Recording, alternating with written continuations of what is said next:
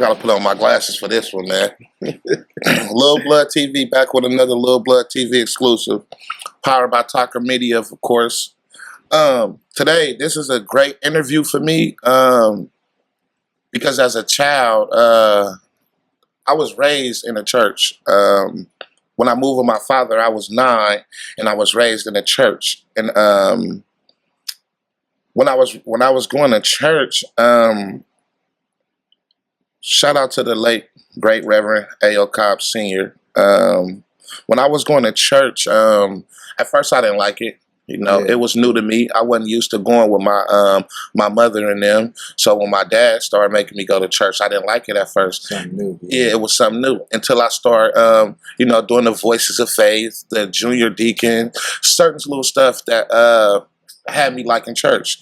And I remember when you first started preaching, when his brother first started preaching, sitting across from me when you first started preaching, and I'm like, okay, I understand now, because you were coming from you were talking to the youth. You get what I'm saying? Right. Some people be caught up in their ways. Not saying there's a problem with that, but you know, when you're older, you talk to older people, and it was like you were speaking to us. Right. So I had the privilege of, watching you become a young man and blossoming into the man you are today. Same to you, man. Same to you. Thank you. I appreciate it. And introducing to some and presenting to others, Albert Cobbs Jr., Bishop Albert Cobbs Jr. What's up, everybody? Hey. How you doing, King? Man, I'm good. Great. I reached out to you. I'm like, Pastor, what's up? Get on my podcast. You're like, I got you. Yeah. It's good.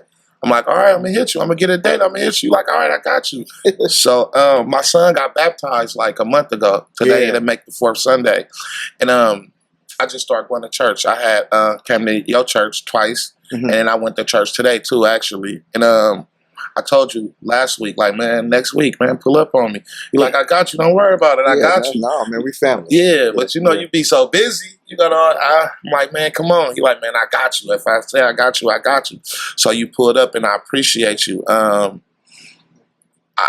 really wanted to pick your brain because,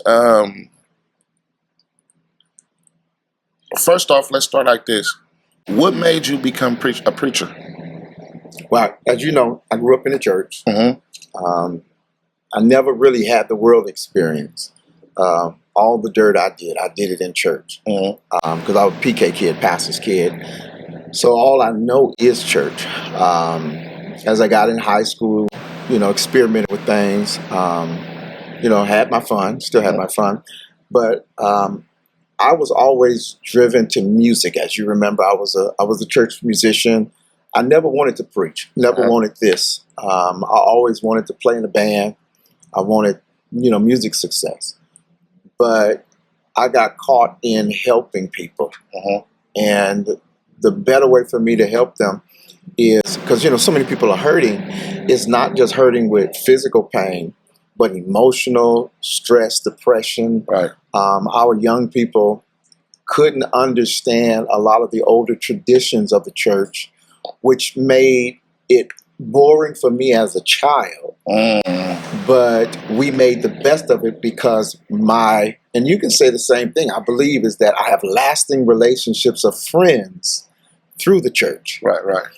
We may not hang now, but I just reminisce over friends that basically grew up with us, that have become partners in life with us, that we shared experiences and our journey together. Right. And we get to see. So my thing being a preacher is not something I wanted. It's something I grew into and we called it called to. Right. The call to the service. Just like you have a ministry. You have a purpose. You have your audience. You know what you're trying to achieve. And the same thing with Christendom or with the church is that we're trying to make you whole. Right. Because it's not, money's good. Family's good, but you still have to take care of your spirit, man, and make yourself whole. Question. Have you ever questioned your faith? Yes. Yeah. Okay. The reason I asked you that is, like I said, I grew up in the Christian church. I grew up as a Christian. But when I was incarcerated, I had went to California Youth Authority at a very young age. I don't know if you remember or not. Right. And when I went there, I met a lot of Muslim brothers. Mhm. And these brothers was just explaining a lot of stuff to me that made sense at the time. Mhm. And I never questioned God. I never questioned Jesus. I questioned the religion. Mhm. And by me questioning the religion, I talked to my dad a lot about it. And I'd be like, man, I believe in God. So when I prayed as a Muslim, You praise Allah. Yeah. I didn't feel the work. You get what I'm saying? I didn't feel the spirit move me. But when I got on my knees and I prayed to Jesus, God, in Jesus' name, Mhm. I felt a little different. You get what I'm saying? Right. And like I said, I never questioned God. I just lost faith in the religion. I think that um, the church has played a big part in that when it comes to commercializing religion. Preachers of LA, Mhm. as you know, growing up, the impression that we got from preachers was they were pimps, Mhm. Cadillac driving, hustlers. So I never wanted that life. It was hard being a PK kid because I knew they were talking about Pops. Right, right. And I know he kept pushing and he liked nice things. He worked, sold records. You know, we sold, man, thousands and thousands of records out of the trunk of the car. Yeah, for sure. Definitely. That's how he bought his first house, is the hustle.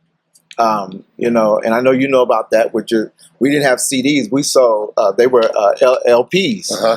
and tapes and 8 tracks. Yeah, yeah. And so you know, when Dad would go do a concert because you know he was a singer, or he would either be preaching somewhere, and me and Joe Mack. Mhm. And you remember Joe Mack? Yes, sir. Shout out MC, Bongo. MC Hammer. Yeah, shout out Joe Mack. Yeah, we would be selling his albums at the door. Right, right, right. And a lot of times, you know, a lot of people see the glamour and they thought, oh, the preacher was making a lot of money. But he wasn't making any money. He was making money through the album sales Right, right. because nobody had no money. You Right, know what I right. mean? And so it was a hustle. And so my faith was wondering if it was real. Mhm. Even recently, can I be real with you? Mhm. Recently, we had Sunday school, and I've been teaching a Sunday school lesson, and it's been talking about heaven.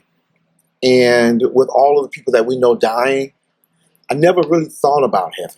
Right. I was, from a religious standpoint, we talk about, I'm going to heaven, I'm going to be with God when I Right, die. right. But realistically, your body, soul, and your spirit, I never really grabbed the hold to the difference of what the body's really for, you know, Right. and the spirit and the soul. And so the confusion was, where do I really go when I die? Is it real? Is it somebody writing a book and we taking a hold of the of the religion that it is? Right, right. And so this thing, it has to be personal and unwavering. So my faith, as I read, because I don't just take my mother's view or my father's view. Right. I've You study it studied, yourself. I've Yeah, studied definitely. to see, you know, really what Christendom is about, really what Jesus is about, really what God is about, really why am I a preacher, Mhm. you know, and part of that, the calling on my life is to help people. Is to help people. And, you know, the church is the place of helps. Right, right, right. You know, and so it's not the place of fame and fortune. That can come, Mhm. but it's not that what we're chasing. We're chasing healing and whatever way that might come, and spiritual health as well as physical, and knowledge, man, knowledge. So Yeah. how do you feel when people say the church exploited the black community for years? I think that just like, well, I'm not going to put anything else. I understand what they're saying. Mhm. I understand from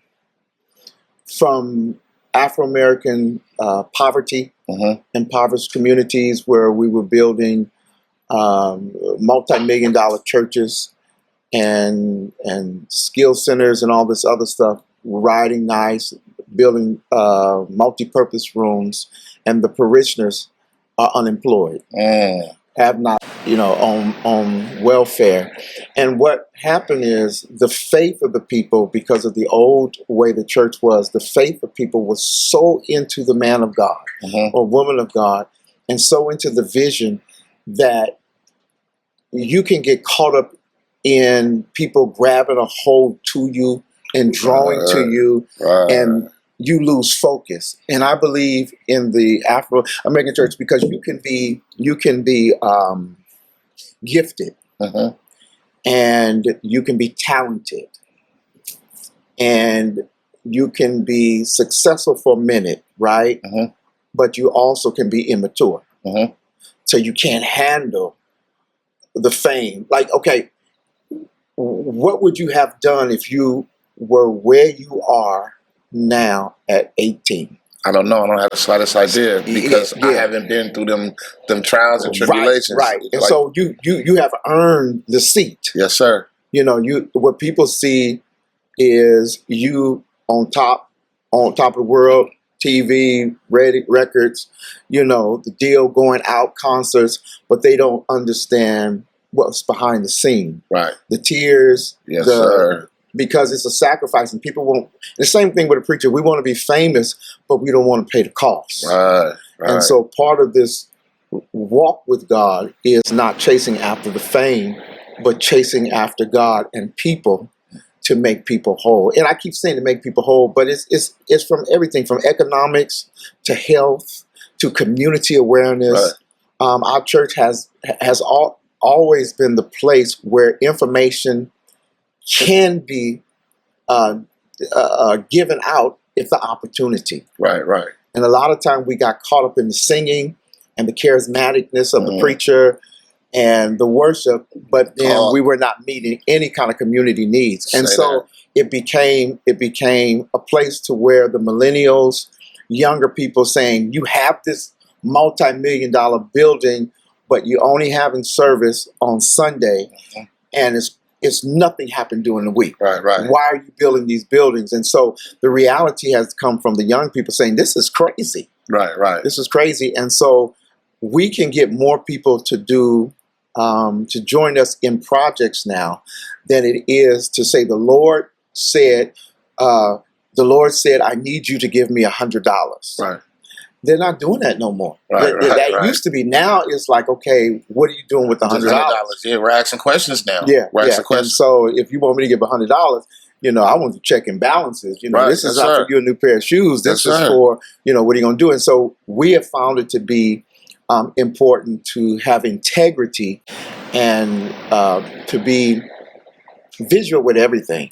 Be very transparent with our church. So if we're doing something, you can't have a building fund and don't be building a building or fixing a building. Right. So reality is, really what are you trying to achieve? And I think that part of my calling to the Providence Church is to deal with the impoverished areas, man. We do the feeding, pantry.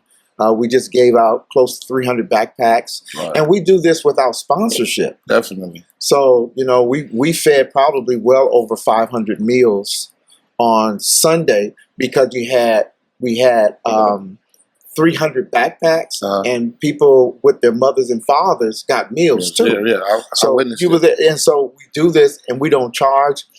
We had to teach our people that even though there's food here and the church may have paid for it, it's not yours. It's the community.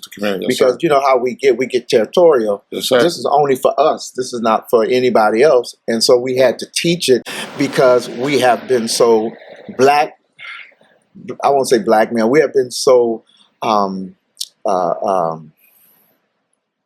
want to say hoodwinked. I'm trying to find the nice words to say. Bamboozled. The wool is over our eyes as to what really is going on and what the real need is. And so we have to really now, in this season, especially of COVID, be very, very intentional.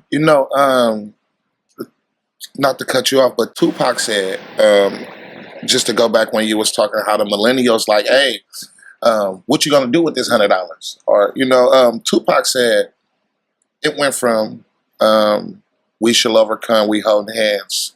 And then it went from hey, you see us, we're hungry, hungry, hungry, hungry, hungry. And then our generation, no, F that, we about to take this. You get what I'm saying? Right. So it's like we're tired. You get what I'm saying? It's like we're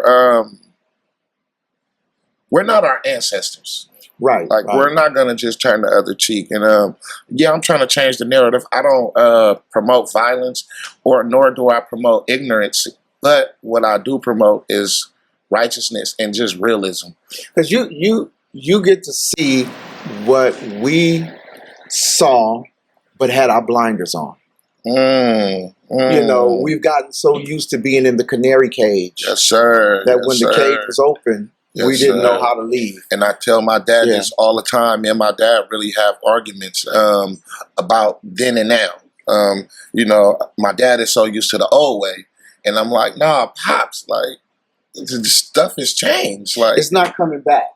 It's not. The way church used to be, you might be able to get away with some special days where you can say we're going to go nostalgic and everything.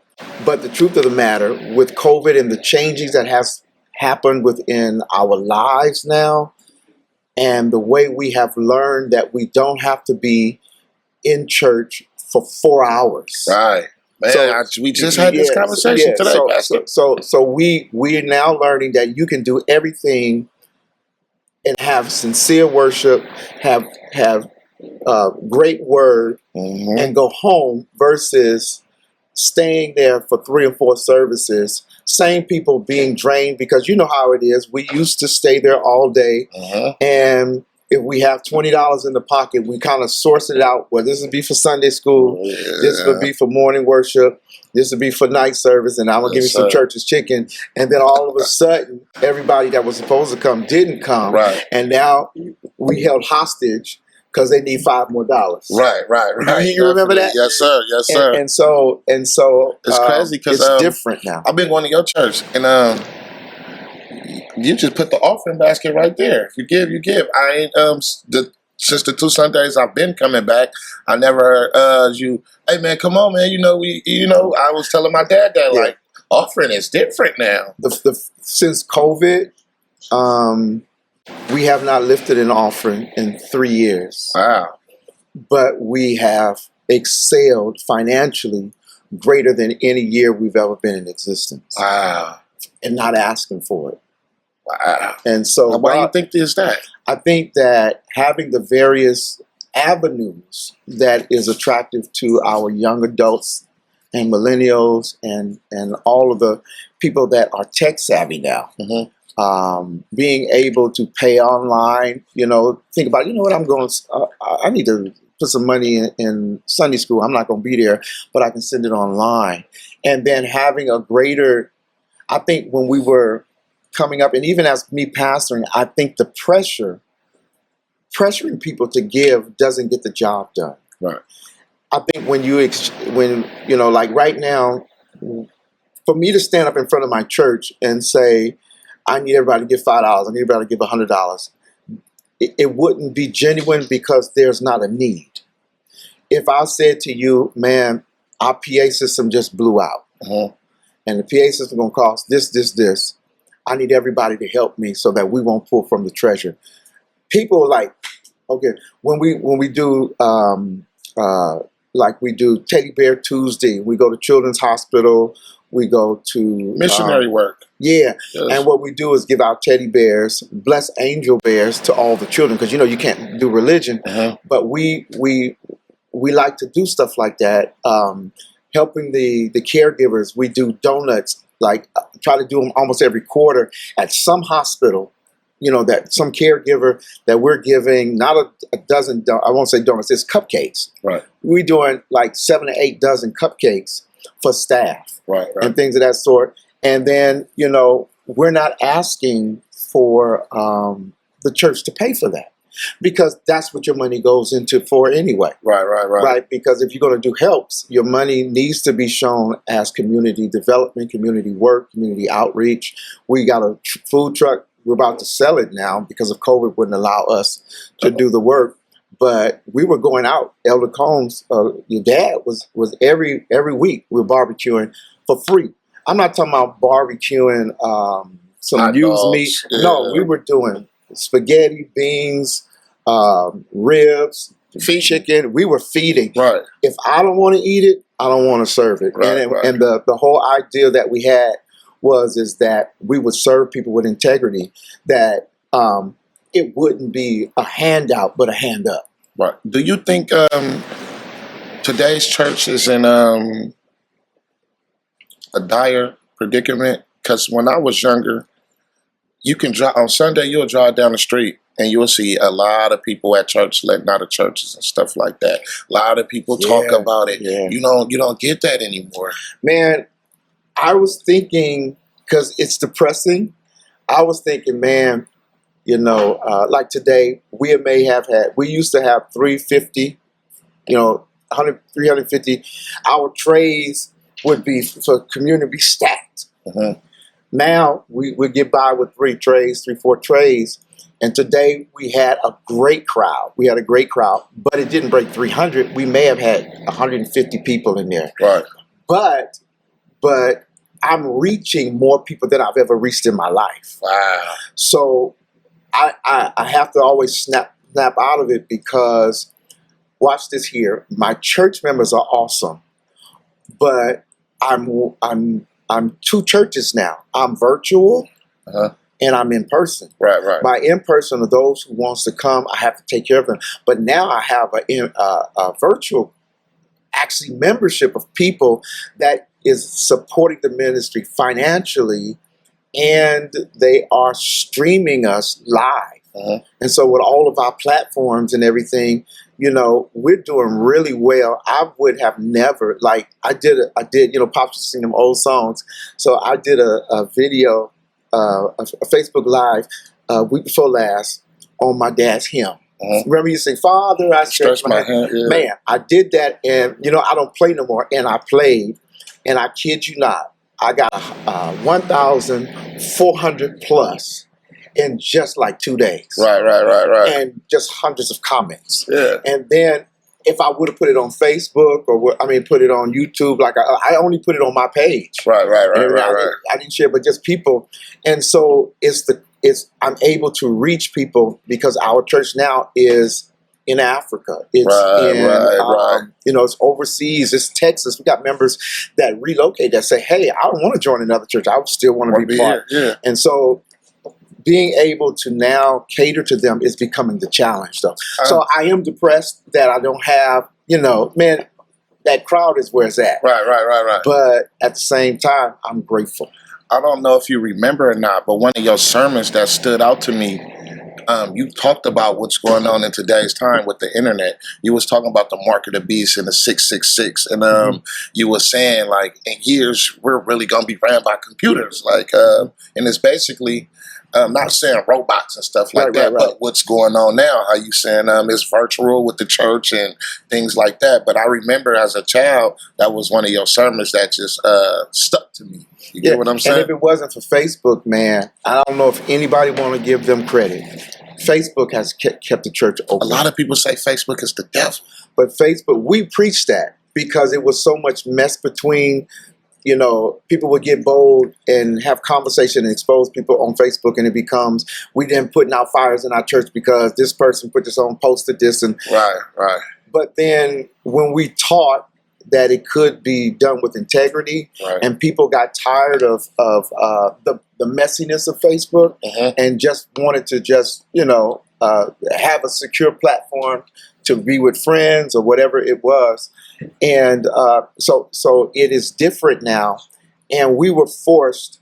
The funny thing about it, God made the platform and we were kicking against it, but now we forced to use it. Right. Because if the church did not use Facebook, it would not have existed. Wow. It would have, the doors would have closed. You got to change with time. Yeah, because even when we went out, Providence went 100% out. We only had my praise team, musicians, and me. I was preaching to the pews. Wow. And majority of the churches across the country did that. And the only way, because we can't afford to have it televised, on the Word Network or BET. We don't have that kind of money. But through Facebook, man, they blessed us so much that they allowed us to broadcast not just snippets, but whole services for free. Right. Definitely. For free.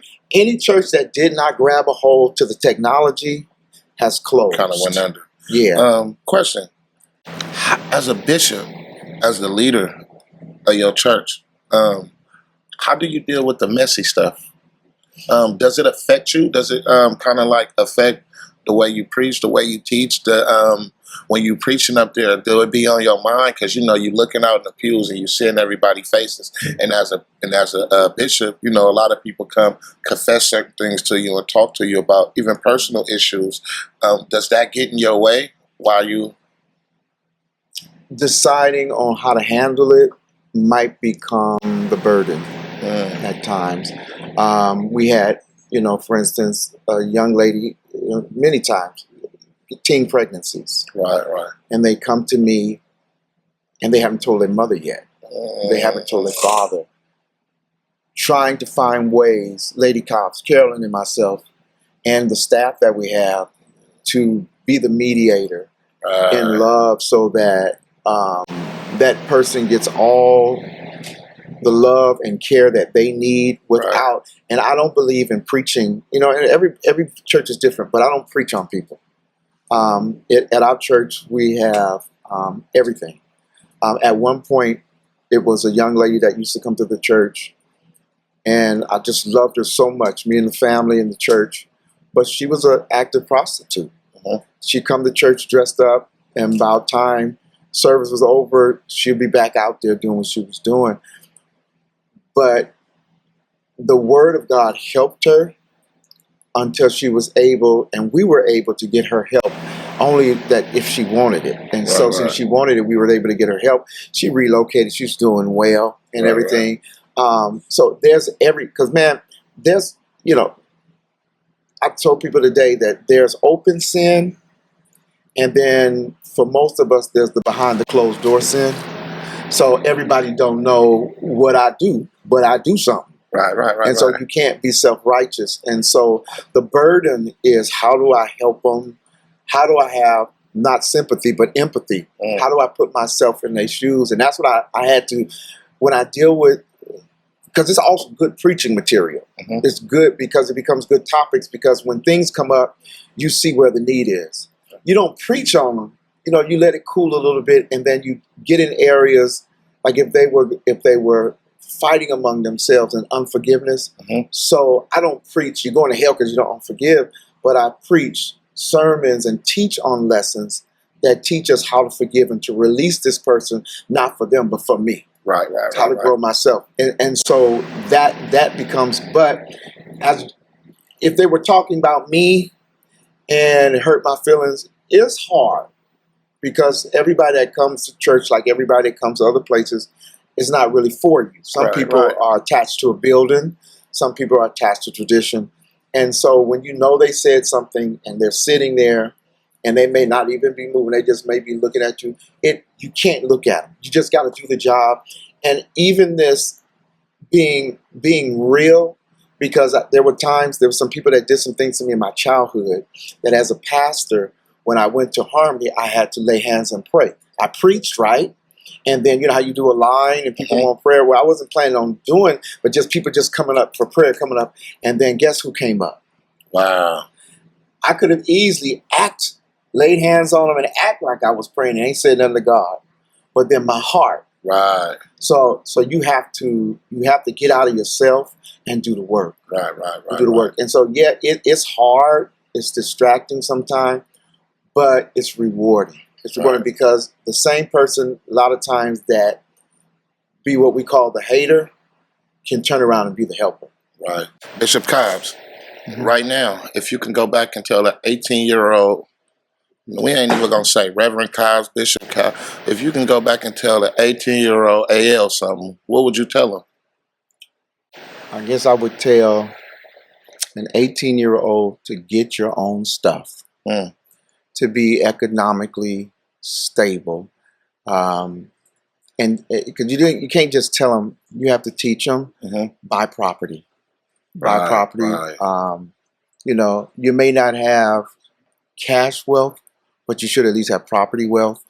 And so There's so many ways. If you can pay, $2,400 a month on a rental, you can buy a $380,000 home because that's about the mortgage on that, And so really buying up, because in the old days, your great grandmother owned property and they would buy the community and churches would buy as well. But really, we were homeowners. Yes, sir. We were business owners to invest in your business. Follow your dream. Follow your dream while you're young. Okay. While you're young and trust God. Yes, sir. Trust God. Honestly, I got the money tenfold to buy a house. Just like, a lot of people, a lot of my constituents, but we're afraid. Okay. What would your advice be? I bought my first house, I guess, when I was 24. I bought in Richmond. I was involved in a program called Nehemiah program, which basically paid your deposit and it paid your deposit, and you just paid closing costs. I learned to save money. I like cars. I like cars. I like cars. Everybody has a crush that they like. I always tell people, don't buy things to impress somebody. Buy things to develop wealth and buy things that make you happy. Right. Make you happy. When you said you're afraid to buy a home, I bought my first home as an investment. I paid $140,000 and I sold it for $300,000. So then when I sold the house for $300,000, I bought a new home. And watch this here. I was smart. I had the new home. I had a great mortgage. And the home that I bought was $410,000. I put $100,000 down on the house. My mortgage was like $2,100 a month. I got greedy because a guy came to me and says, hey, I can show you how to flip this and make money, make your house make you money. So I took out money against my home and I bought cars, paid cash for cars.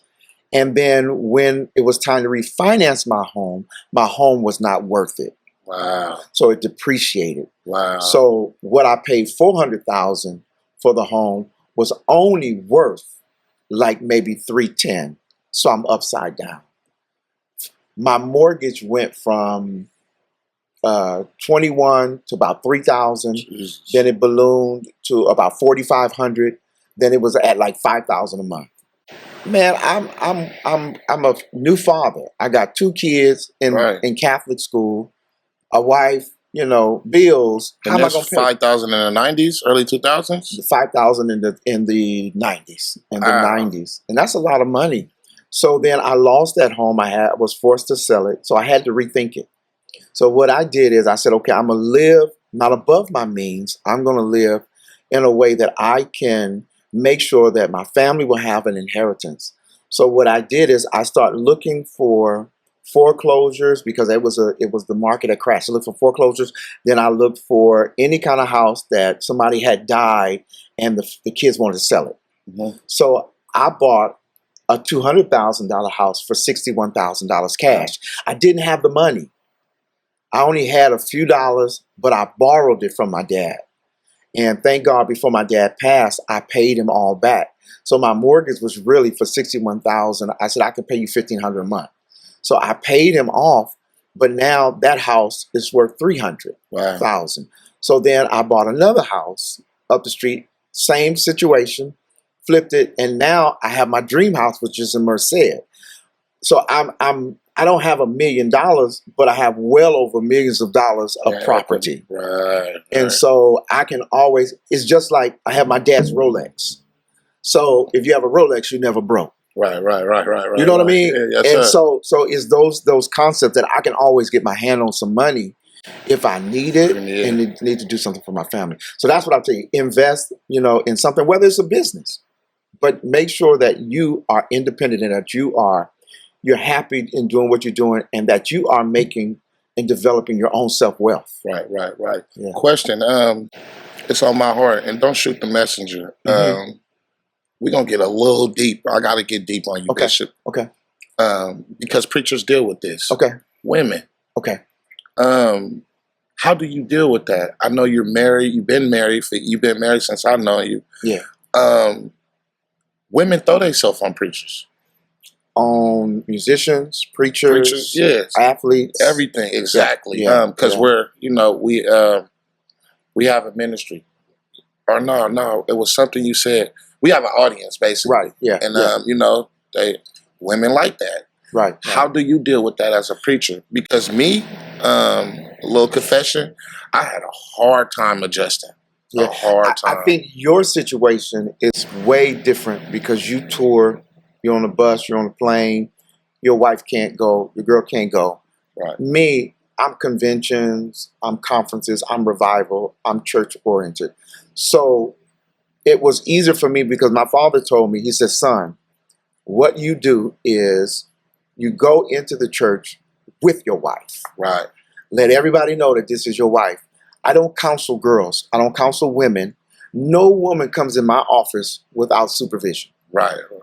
Because I protect myself. And now no men come in my office without supervision because, the culture that we're in. Right. Because it's easy for someone to say that I seduced them or I did something to them. So I always have a witness. In doing that, going in with my wife, making sure my wife is matter of fact, because my wife refreshed me.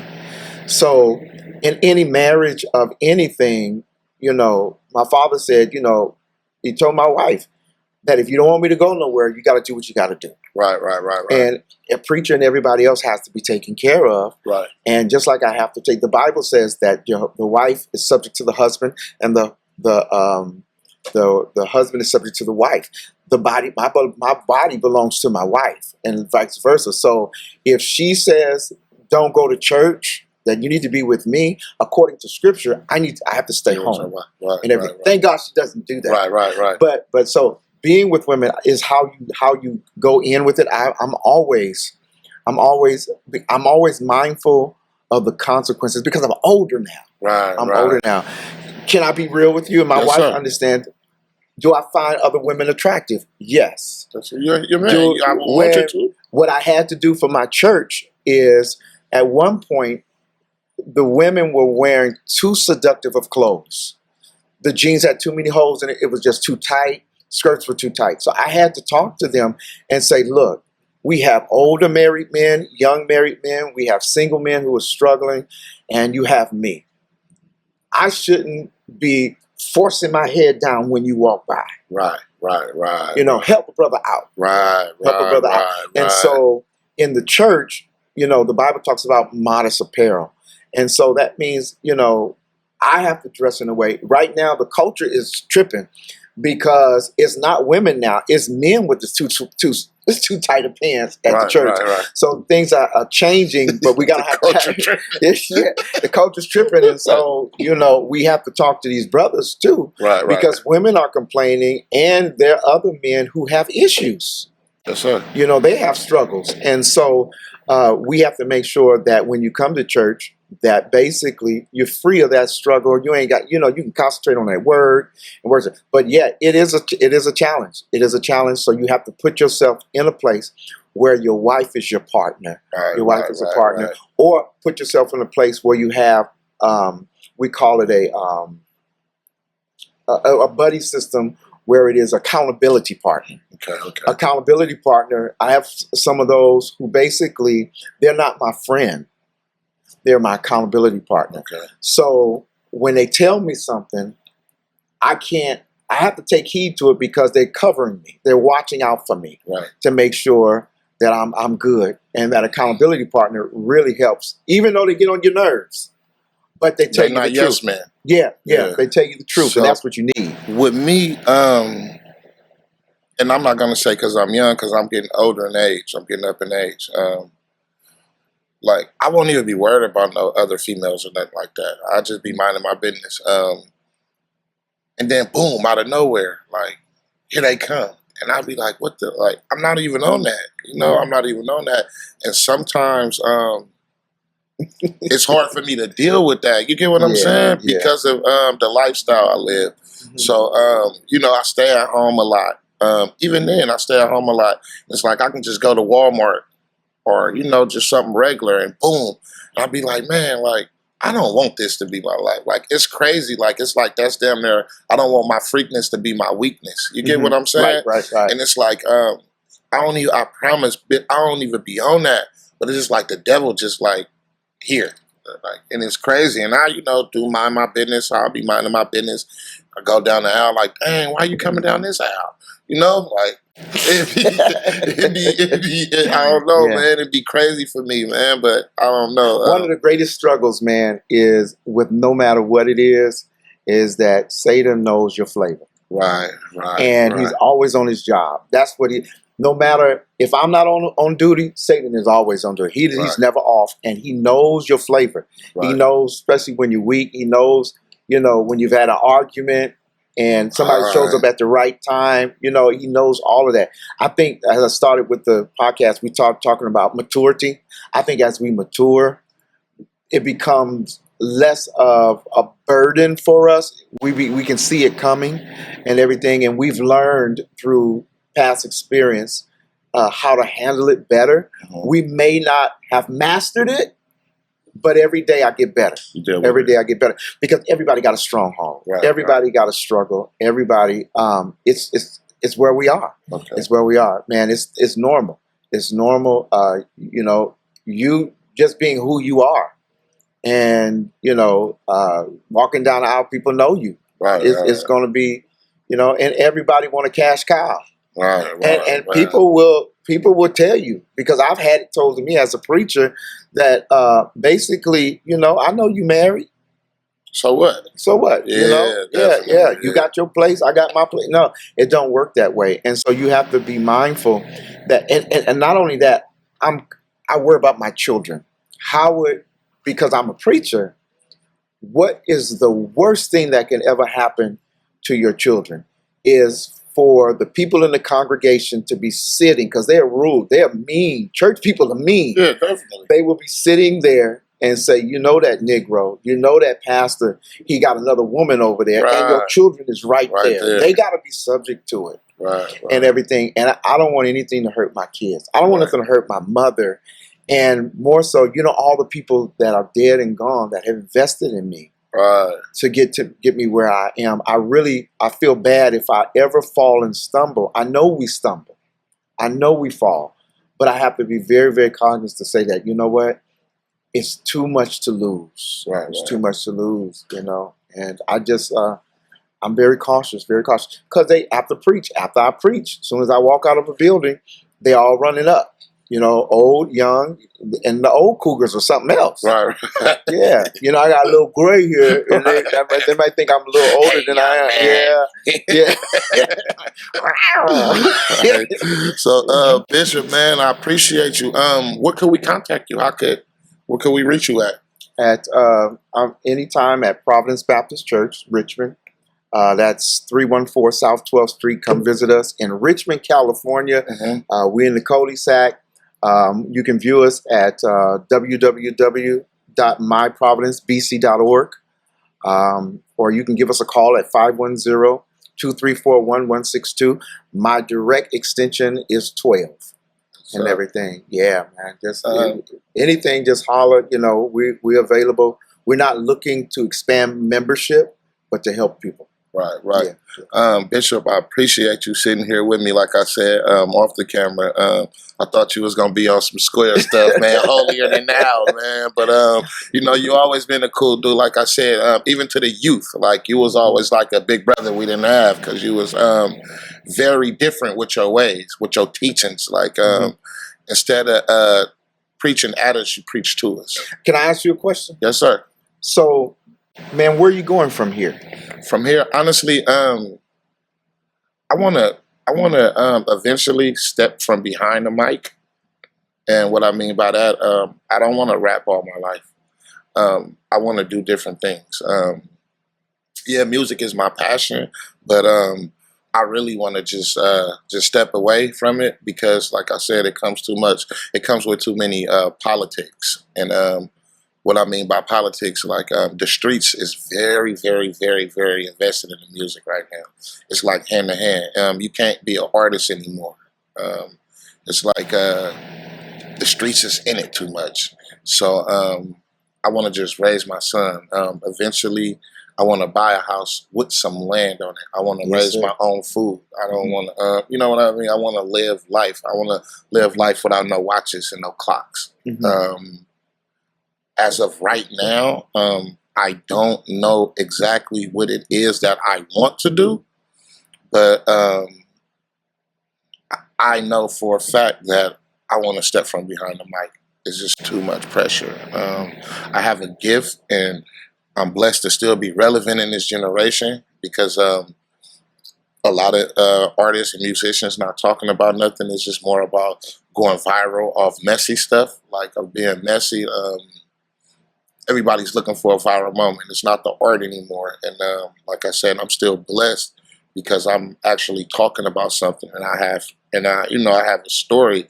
So I'm blessed to still have a following, but I definitely want to step from behind the mic. Definitely. Like I said, I don't know exactly what it is I want to do, but I definitely want to do that. Can I ask you one more question? Yes, sir. So, being that you were in church, and I think every pastor would want to hear this, every church leader that is investing in, even if it's in Islam or whatever it might be, Catholicism, whatever it might be, is trying to figure out where you fit in. Your age group fits in the culture of religion.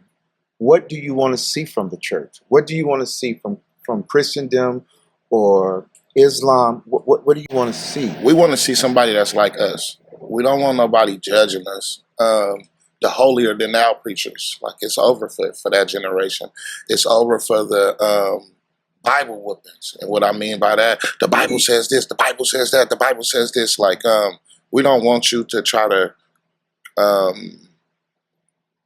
correct us for our wrongs, but don't persecute us for them.